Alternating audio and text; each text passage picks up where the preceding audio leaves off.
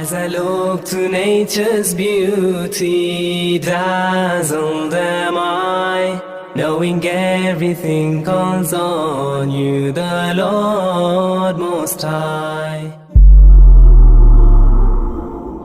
جو لوگ اللہ پر ایمان لائیں کہیں کہ ہمارا رب اللہ ہے، پھر اس پر جم جائیں، ان پر فرشتوں کا نزول ہوتا ہے، نہ کوئی غم کرو نہ خوف، خوشیاں مناؤ جنت کی جس کا تم سے وعدہ کیا گیا تھا۔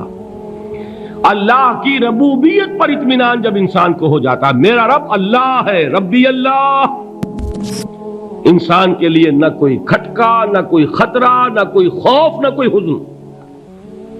جو کچھ ہو رہا ہے کس کے اذن سے ہو رہا ہے؟ اللہ کے اذن سے۔ اللہ کے اذن کے بغیر پتہ تک نہیں ہلتا۔ یہ کوئی اندھا بہرا مادہ نہیں ہے جس سے مجھے کوئی خوف ہو۔ اندھا بھینسا چلا آ رہا ہو اس سے تو ڈرنے کا ہر انسان کو ڈرنا چاہیے، نہ معلوم کس کو ٹکر مار دے، لیکن نہیں، اس کائنات کو چلانے والا ایک سمیع و بصیر خدا ہے، وہ جو میرا دوست ہے، میرا ولی ہے۔ اللہ ولی الذین آمنوا یخرجہم من الظلمات الی النور۔ اللہ اہل ایمان کا ولی ہے، ساتھی ہے، پشت پناہ ہے، مددگار ہے، حمایتی ہے۔ بتائیے جسے یقین ہو جائے کہ اللہ میرا مددگار، اللہ میرا محافظ، اللہ میرا پشت پناہ، اللہ میرا حمایتی، اس کے لیے کوئی خوف ہوگا؟ اس سے کوئی ڈر ہوگا؟ میں مثال دیا کرتا ہوں ایک بہت سادہ، پنجاب کے دیہات کی۔ تو بڑا چودھری ہے اور کوئی غریب کسان ہے، اس غریب کسان کے جانوروں کو ہر وقت اندیشہ ہوگا چوری کا، کوئی میری بھینس کھول کر نہ لے جائے، کوئی میرا بیل کھول کر نہ لے جائے۔ لیکن جس کے بارے میں یہ سب کو معلوم ہو کہ وہ جو بڑا چودھری ہے وہ اس کا دوست ہے، اس کی بچیا کو کوئی خوف ہوگا؟ اس کی بھینس پر کوئی ہاتھ ڈالے گا؟ اسے کوئی اندیشہ ہوگا؟ نہیں۔ کیوں؟ کہ وہ بڑا چودھری، بڑا اس کا یہاں کا سردار، جاگیردار، سب کو معلوم ہے وہ میرا دوست ہے، کوئی میرے خلاف اقدام نہیں کر سکتا۔ اس دنیا میں یہ چھوٹی سی بات اگر آپ کے دلی اطمینان اور سکون کا باعث بن سکتی ہے تو ذرا تصور کیجئے۔ میں لفظ تصور استعمال کروں گا صرف اس لیے کہ اس کا ہم جس کو کہتے ہیں ادراک اور شعور کر نہیں سکتے، اگر کے ساتھ کر سکتے۔ اگر یقین ہو کہ اللہ میرا مددگار اور یقین ہو کہ اللہ ہر آن میرے ساتھ ہے، پھر کوئی خوف؟ کس کا خوف؟ کوئی شے اللہ سے بالا تر ہے؟ کوئی قوت اس سے زیادہ طاقتور ہے؟ کوئی اس کے ارادے کو بدلنے والا ہے؟ کوئی اس کی مشیت کے آڑے آنے والا ہے؟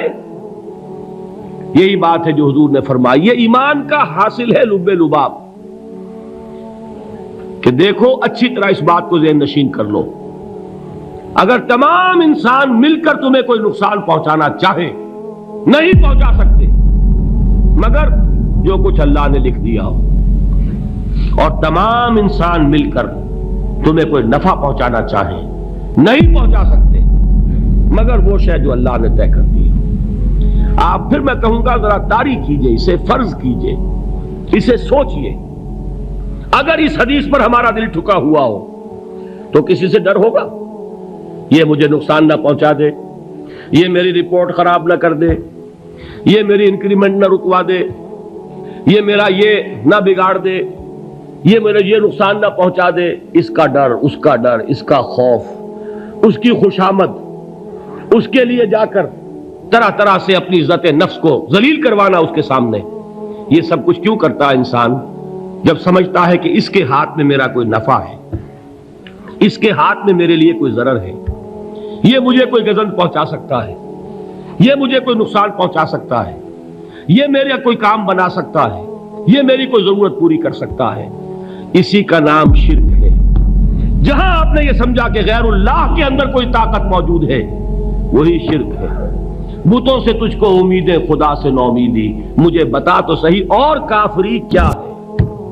شرک تو یہ ہے جس پر بھی تمہیں یہ خیال ہے، کلمہ ہے یہ کلمہ سوم، لا حول ولا قوت الا باللہ، ذرا اس پر دل کو کبھی اگر آپ تصور کریں، پھر فرض کریں، دل ٹھک جائے اس پر، کوئی طاقت نہیں۔ یہی بات تھی جو شیخ عبد القادر جیلانی رحمۃ اللہ علیہ نے اپنی وصیت میں اپنے بچے سے کہی۔ انہوں نے جو پیغام دیا وہ کیا تھا؟ اے میرے بچے، جس طریقے سے قرآن مجید میں حضرت لقمان کی نصیحتیں جو ہے نقل کر دی گئی ہیں، میں یہ عرض کروں گا بالفرض اگر قرآن حضرت عبد القادر جیلانی کے بعد نازل ہوا ہوتا تو شیخ عبد القادر کی یہ نصیحتیں بھی قرآن میں درج ہوتی۔